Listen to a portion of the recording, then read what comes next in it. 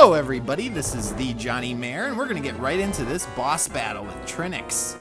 He has 3 heads, his 2 little ones are elemental, so you have to shoot them with the opposite element. In the case of this right one, it's ice, so hit it with fire. And he is already dead. After stunning them with an element of the opposite type, you can hit them with your sword. And for each of them, 3 hits is enough to kill them off. And you also have to watch out. Come here, you jerk. Come on. Ugh. Get it? There we go. Okay. You also have to watch out for the main head there. He'll wag his tail at you, and then he'll shoot out and hit you. And it does a load of damage, as you see. Now, hit him. Now when he's in this form, you have to hit the middle section there. Ugh. Okay, let's heal here. And you have to hit that middle section 3 times if you have the 4th level sword. So 1 more should be good. Yep, there we go. Now Trinexx is awesome. I think it's a really unique boss fight, and he's not the hardest, but definitely takes a little bit of time and effort. And he hit me more often than I expected there, having to use a potion. And that is it. We have now saved all 7 of the maidens. And this last maiden is actually Princess Zelda. So it's nice to see a different sprite than just the generic maiden. Yes, we are the legendary hero. That has been well established. Really? Well, that's nice. I guess I exuded hero-ness.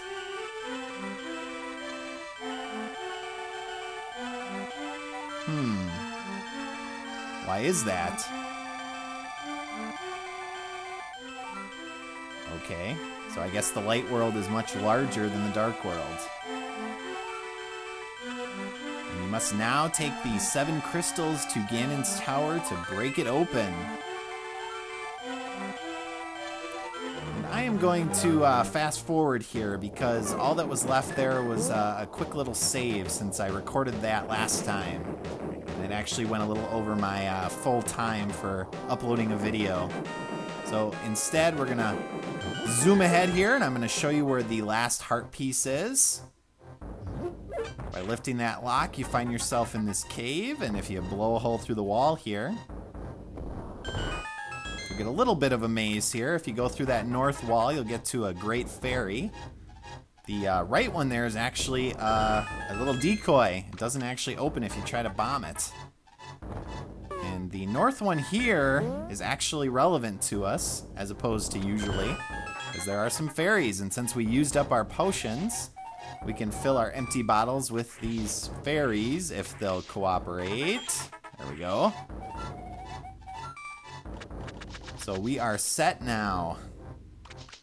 And this is the location of our last heart piece.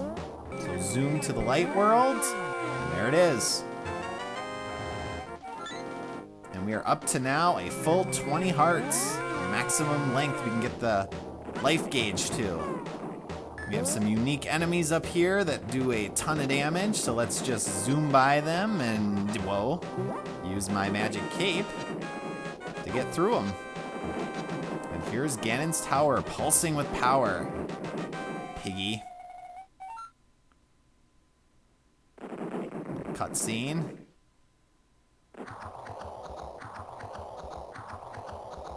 Your tower's got nothing on us, Ganon.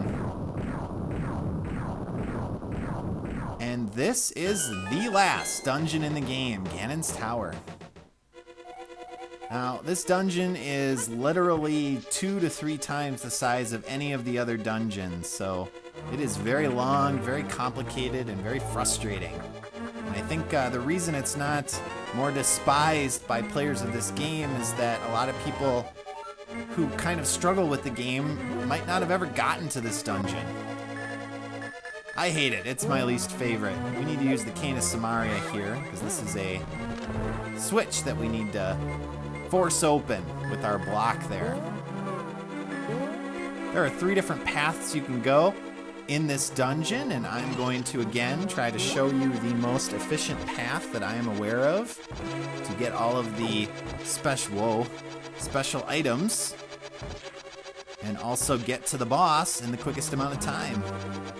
So unfortunately, we do have to run around here like a fool, dodging all these floor tiles and also the wall masters.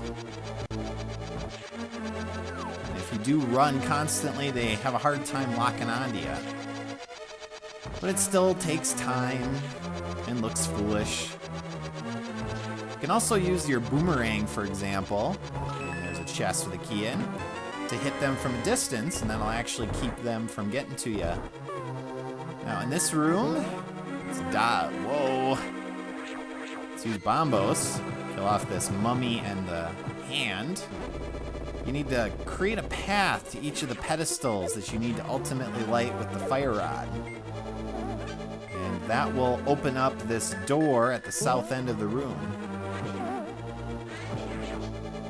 Now that we have that, let's clear the path up here by pushing this block, and let's activate the wall master so he's not coming after us.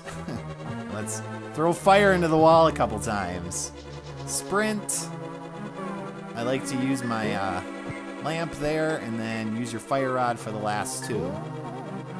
Bingo, bango. And now we get a real fun room. So let's get rid of all these mummies first. And what you need to do here is throw a bomb onto the conveyor belt there so that it actually ends up falling towards the crystal switch, but you have to be pretty much perfect in your placement. Ugh. And if you're not perfect, you'll either throw it into the wall or you'll throw it on the conveyor belt and it won't reach like that, the crystal switch. So it's a little bit of trial and error. Keep at it. It'll work eventually. And then you need to do it again and stand on the left side of the blue blocks. There we go. And this is only necessary, again, if you're looking for the compass. So because I am looking for the compass, that's why I'm showing all of you this route. Open this chest, and there's the compass. And you can get these frivolous chests. They have rupees and such in them. I'm going to skip them. And you'll notice Ganon's Tower uses all of the elements of all of the previous, dungeons. So you're going to have a lot of star switches. You're going to have a lot of pits. You're going to have a lot of pedestals that you have to activate. You're going to have platforms that fall. All those good things that we've become masters of through the other dungeons. So sprint here and quickly get off to the side before the floor falls out. And if you head to the left here, we have a little teleporter we have to get to, which seems inaccessible. Well, you have to pull this statue and not fall like I just did. I think they changed the spacing on this. You could actually used to be able to walk right to the side of it, but I think now you have to push it over. And that makes the little pathway appear. So quickly hit the teleporter. And you can actually walk just to the left here. I'll light this pedestal to show you that there's a pathway. This is illustrating to you that you can access the pathway by using fire on the pedestal. Now this room has a really long pathway, and what's interesting about it is in the SNES original, as you can see when you use a medallion, it actually makes the path appear. Now they took that out for some reason on the Virtual Console version. Using the other medallion actually doesn't work. So you can use the medallion and keep using it, and that'll make the path continue to reappear over and over again. Another option is to come up here to the north, and you will see, well, let's go back. I didn't actually see it there. A pedestal. If you light it with your fire rod, that makes the path show up, and then you just have to be quick about it. Sneak your way up here to the right and to the north, and you will get to the northern door. In this room, you need to bomb through the floor to the right. So let's see if we can get rid of this anti-fairy without getting hit. You'll notice this spot is a little bit different than the rest of them, which symbolizes that you can bomb it. And now we get the first of the repeat bosses. This is the Staffel Knights. And they're quite a bit easier this time because with the silver arrows, it only takes one shot to kill them off. So bonus. And they're actually called the Armos Knights, not the Staffel. And there's our big key.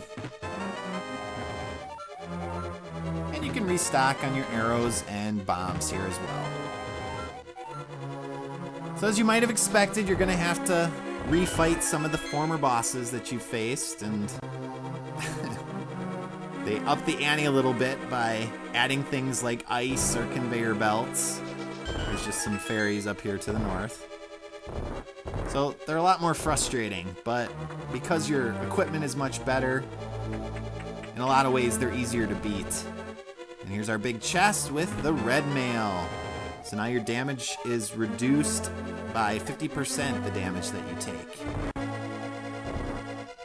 And the last thing we need, now that we have the big key before heading up, is the map. If you're not interested in the map, you don't have to do any of this next little part. You can just go back upstairs and head up through the middle staircase. But since I'm trying to get all the special items in each dungeon, I will show you how to get the map. Got a little hookshot room here. To the north is a trap room. So instead, use your hookshot to get around. Don't get hit. Eek. And then just use your key to open this little door. And that chest there has the map in it. So you can use your magic cape to dodge the fire columns. There we go. And then you can just use your magic mirror to go back to the entrance. And we are roughly halfway done with the dungeon already. It helps when you know pretty much where to go. So first we're gonna get rid of this anti-fairy. Okay. Now we need to hit that switch up there, so let's use our boomerang. We'll try to dodge these little decoys. To get the door open, you have to push that switch up there to the left. So push this block. Oh, you can actually hit these guys with your sword. I didn't know that. So use your boomerang here, hit the switch, and head south. And this is a fun little room. Use this statue to block off the spike so it doesn't hit you. And then you have to use your bow and arrow to take out these two decoys. Or mimics. That's one and two.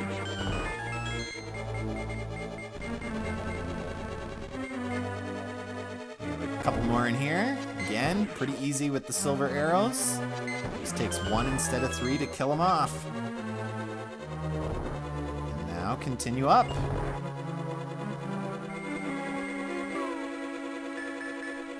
Down here you have a ton of these spikes. So if you use your magic mirror, geez, you can head north, pick up this skull switch, hit the switch to open the door. And that's all you need to do. And at the end of this little pathway, try to dodge all of these balls. Let's try that again. Dodge the balls. Just use your magic cape. And we have a platform there to the south. You can use a bomb to blow yourself across the little pathway. And bomb the wall, and we get a recharge room. So we'll head in here, we'll recharge, and in my next episode, we will finish off Ganon's tower. So as always, thanks for watching, and I will see you all next time.